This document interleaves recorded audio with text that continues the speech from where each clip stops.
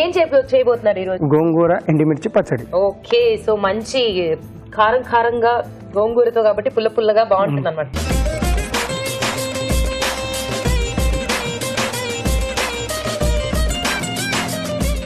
గోంగూర ఎండుమిర్చి పచ్చడి తయారు చేసుకోవడానికి కావలసిన పదార్థాలు ఏంటో చూసేద్దాం. గోంగూర ఎండుమిర్చి పచ్చడి తయారు చేసుకోవడానికి కావలసిన పదార్థాలు: గోంగూర 2 కప్పులు, ఎండుమిరపకాయలు 5, నువ్వులు 2 టేబుల్ స్పూన్లు, కరివేపాకు 2 రెమ్మలు, వెల్లుల్లి రెబ్బలు 4, పోపు దినుసులు 1 టీ స్పూన్, ఉప్పు తగినంత, పసుపు చిటికెడు, నూనె 3 టేబుల్ స్పూన్లు. కావలసిన పదార్థాలు చూసాం కదా, స్టార్ట్ చేసేద్దాం వంట. యాదగిరి గారు రెడీయా మీరు?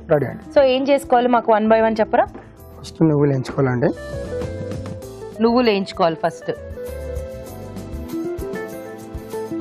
మీరు బాగా వంటలు చేస్తారని మీ ఆవిడ చెప్పారు. అప్పుడప్పుడు అమ్మవారి ఇంటికి పోయినప్పుడు. ఆహా, వాళ్ళ అమ్మవారి ఇంటికి వెళ్ళినప్పుడు మాత్రం మీరు చేసుకుంటాం. ఎప్పుడు చేస్తే అలవాటు పడిపోతారు కాబట్టి చేయరా? అదే అందరి టెక్నిక్. ఏం చేస్తుంటారు యాదగిరి గారు మీరు? ఆర్టీసీ ఎంప్లాయ్ అండి. RTC, okay, conductor. సో బిజీగా ఉంటారు బాగా పనిలో? అదేం లేదండి, డ్యూటీ టైంలో బిజీ ఉంటాం, మిగతా టైం అంతా ఖాళీ. ఆ టైంలో చేస్తుంటాను అప్పుడప్పుడు. వంటలు చేస్తూ ఉంటారు. నాకు నచ్చింది, మీకు నచ్చిన మీరు చేసుకుంటూ ఉంటారు. ఓకే.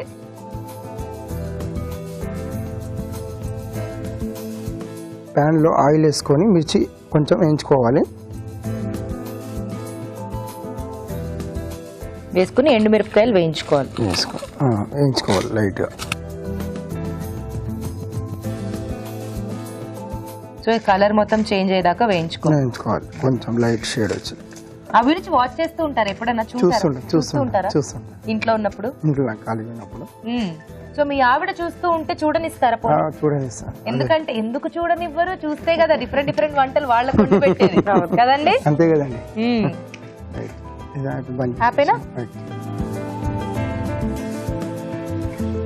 సో ఇప్పుడు నువ్వులు వేయించేసుకున్నాం, ఎండుమిర్చి వేయించేసుకున్నాం. నెక్స్ట్ గోంగూర వేయించుకోవాలా? చూసారా ఎలా కనిపెట్టేసాను, నాకు అన్ని తెలిసిపోతున్నాయి ఏంటో. సో ఇప్పుడు గోంగూర వేయించుకోవాలన్నమాట. గోంగూర కడిగిన గోంగూరని. ఏంటో ఈ గోంగూర ఇంత కనబడుతుంది, దీంట్లో వేయగానే ఇంత అయిపోతుంది. రోజువారీ సంపాదించే డబ్బుల్లాగా జీతాలు బాగానే వస్తాయి కానీ ఎలా ఖర్చు అయిపోయాయో కూడా అర్థం కావు, అది పరిస్థితి. సో గోంగూరని కూడా బాగా వేయించుకోవాలి కొంచెం దగ్గరికి అయ్యే వరకు. ఎంతసేపులే, చాలా త్వరగా దగ్గరికి అయిపోతుంది. కానీ గోంగూర అంటే అందరికి చాలా ఫేవరెట్. సో గోంగూరతో వంటలు అంటేనే అని ఇలా లొట్టలేసుకుంటూ మరి తింటాం. ఇంకా పచ్చళ్ళు ఫేమస్, గోంగూర పచ్చడి అయితే ఫేమస్, అడుగడుకుంటూ ఉంది కదా. ఆపేనా? Okay okay. నెక్స్ట్ ఇది బౌల్లో చేసుకోవాలండి. మిక్సీ చేసుకోవాలి. ఇది మొత్తం మిక్సీ చేసుకోవాలి. ఓకే. సో ఒక్కొక్కటి ఇప్పుడు వేసేసుకోవాలండి. నువ్వులు, ఎండుమిర్చి కొన్ని తీసుకోవాలి పోపులకు. సాల్ట్ సగం చించడు సాల్ట్. ఓకే. సో ఫస్ట్ ఇది గ్రైండ్ చేసేసుకుంటారా? ఎందుకంటే నువ్వులు కొంచెం మెదగడం కష్టం కదా, జాగ్రత్త.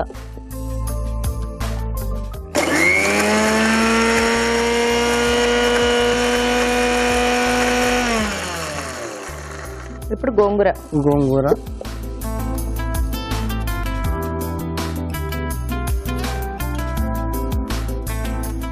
తర్వాత మిక్సీ పట్టాలి.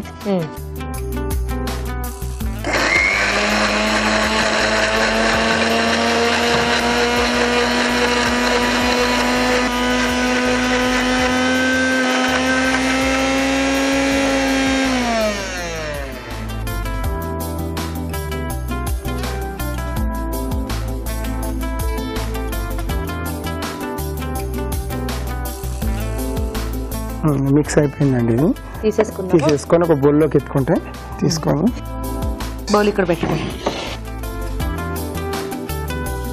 పోపు వేసుకోవాలి కదా? పోపు వేసుకోవాలి.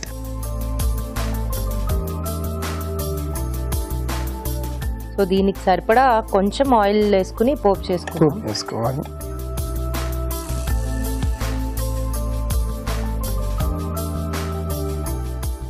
స్పూన్ ఆయిల్, ముందుగా నూనె, తర్వాత జీలకర్ర, ఆవాలు, పోపు దినుసులు, వెల్లుల్లిపాయలు, ఓకే, వెల్లుల్లి రెబ్బలు, కరేపాకు,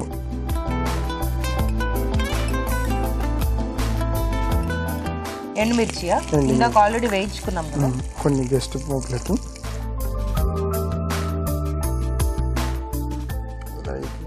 కొంచెం పసుపు,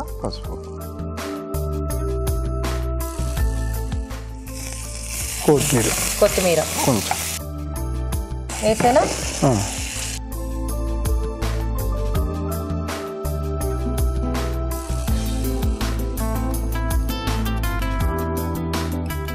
ఫైనల్లీ రెడీ అయిపోయిందా? ఓకే, అమ్మయ్యా, గోంగూర ఎండుమిర్చి పచ్చడి రెడీ అండి. టేస్ట్ చూడబోయే ముందు దీని తయారీ విధానం మరోసారి చూసేద్దాం. గోంగూర ఎండుమిర్చి పచ్చడి తయారు చేసుకునే విధానం: ఒక పాన్ లో నువ్వులు వేసి వేయించి పక్కన ఉంచాలి. అదే పాన్ లో నూనె వేసి ఎండుమిరపకాయలు, గోంగూర వేసి వేయించాలి. మిక్సీ జార్ లో వేయించిన నువ్వులు, వేయించిన ఎండుమిరపకాయలు, వేయించిన గోంగూర వేసి మిక్సీ పట్టి పచ్చడి సిద్ధం చేసుకోవాలి. పాన్ లో నూనె వేసి వెల్లుల్లి రెబ్బలు, కరివేపాకు, ఎండుమిరపకాయలు, పసుపు వేసి వేయించాలి. ఈ పోపు మిశ్రమాన్ని పచ్చడిలో వేసి బాగా కలుపుకోవాలి. అంతే, గోంగూర ఎండుమిర్చి పచ్చడి రెడీ.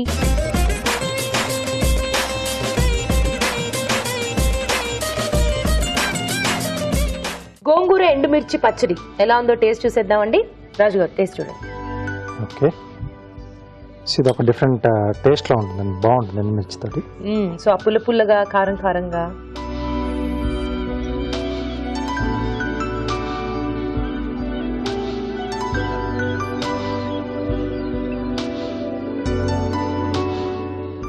ఓకే, నాకు పులుపు పడదు రాజు గారు.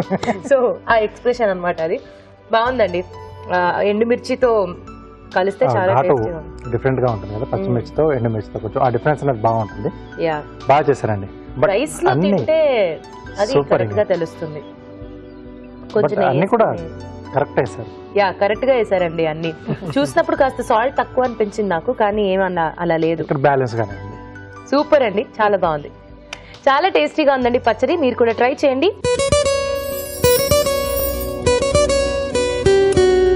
ఇప్పుడు మీకోసం మొదటి చిట్కా. తేనెతో ఎన్నో ఉపయోగాలు ఉన్నాయండి. తేనెలో రకరకాల ఔషధ గుణాలు కూడా దాగున్నాయి. ఎందుకంటే మామూలుగా ముఖం మీద కానీ లేకపోతే మెడ మీద, చేతుల మీద ఎక్కడైనా నల్లటి మచ్చలు ఉన్నాయనుకోండి, తేనెను పైపోతగా అప్లై చేసుకున్నట్లయితే ఆ మచ్చలు త్వరగా తగ్గిపోతాయి. అలాగే తేనెను ఆహారంలో భాగం చేసుకోవడం అంటే పాలలో కలుపుకొని కానీ లేకపోతే ఫ్రూట్స్లో కలుపుకొని కానీ ఒట్టిగా కానీ ఏదో ఒక రకంగా తేనె కనుక తీసుకుంటూ ఉన్నట్లయితే చర్మం ఆరోగ్యంగా ఉండడమే కాకుండా మంచి కాంతివంతంగా కూడా తయారవుతుంది.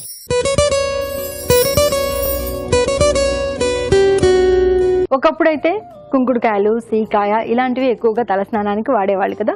ఇవాళ రేపు అందరూ షాంపూలే ఎక్కువగా యూజ్ చేస్తున్నారు.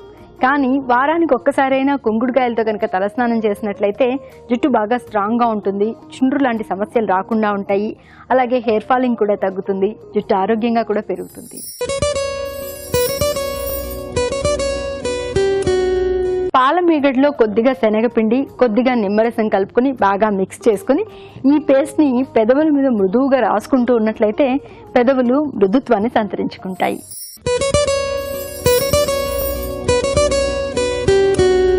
ఇప్పుడు మీకోసం ఇంకో చిట్కా. కొద్దిగా గ్లిజరిన్ అలాగే కొద్దిగా ఆలివ్ ఆయిల్ ఈ రెండింటిని తీసుకొని బాగా మిక్స్ చేసుకుని చేతులకి, కాళ్ళకి మృదువుగా మర్దన చేసుకుంటూ ఉన్నట్లయితే ఇది మంచి మాయిశ్చరైజర్ లాగా పనిచేసి చేతులు, కాళ్ళు దగ్గర చర్మం అంతా కూడా మృదువుగా తయారవుతుంది.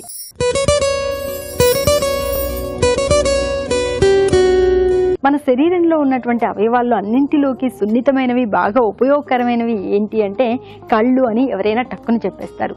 కళ్ళకున్న పవర్ అలాంటిది. మరి అంత పవర్ఫుల్ కళ్ళకి పవర్ఫుల్ క్రీమ్స్ లాంటివి రాయకూడదు. అంటే మార్కెట్లో దొరికే ఏ క్రీమ్ అంటే ఆ క్రీమ్ తీసేసుకుని కళ్ళ చుట్టూ నల్లటి వలయాలు ఉన్నాయని, కళ్ళ చుట్టూ ముడతలు ఉన్నాయని రాసుకోకూడదు. ముందుగా టెస్ట్ చేసుకుని అది మనకు పడుతుందా లేదా చూసుకుని దాని తర్వాతే అప్లై చేసుకోవాలి. లేదంటే నిపుణుల సలహా మేరకు వాడితే మరి మంచిది.